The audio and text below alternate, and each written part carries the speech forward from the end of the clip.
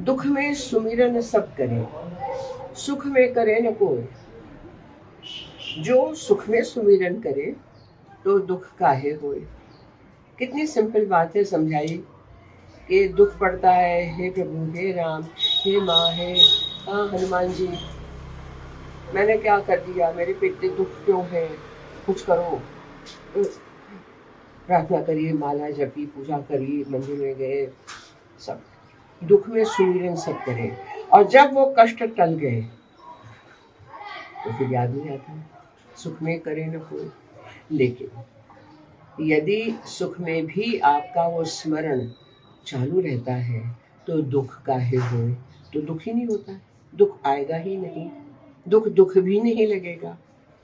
कितना सुंदर संदेश है। मैं यही बता रही थी अभी कि बचपन से ये सीखा है, जिनको आप कष्ट कहते हैं, जिसको कहते हैं कि सहयोग नहीं हुआ, मैंने जो सोचा था वो नहीं हुआ, मुझे यात्रा पे गई, मैं यानी ट्रैवल पे गई तो इतने छोटे से कमरे में और बाथरूम भी नहीं था, फिर वहाँ इतना मैंने झेला है, इतना झेला है जिसका लोगों को आज अंदाज नहीं है।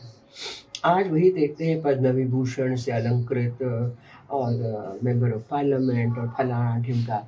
अरे भाई, ये यात्रा कैसे, जर्नी कैसे हुई, कितना कहाँ कहाँ, एक दो सूटकेस में कपड़े डाल के चारपाई के नीचे रख के मैंने कितने महीने बिताए हैं। मेरा कोई घर नहीं, दिल्ली में 5 वर्ष खाना बदोश रही हूँ, मेरा घर तो नहीं, आप जानते हो ना, हमेशा भाड़े के फ्लैट में रही हूँ छोटे से।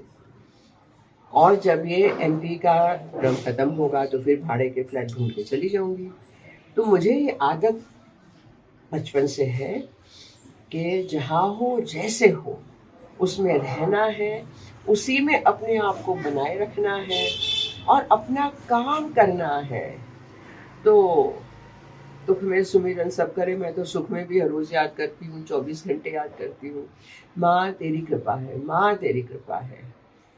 आँख कान नाक चल रहे हैं, बुद्धि चल रही है, शरीर चल रहा है, नई नई ऊर्जा से नई नई बातें आती हैं, सिखा रही हूँ, बढ़ रही हूँ, लोगों में बांट रही हूँ, और क्या चाहिए।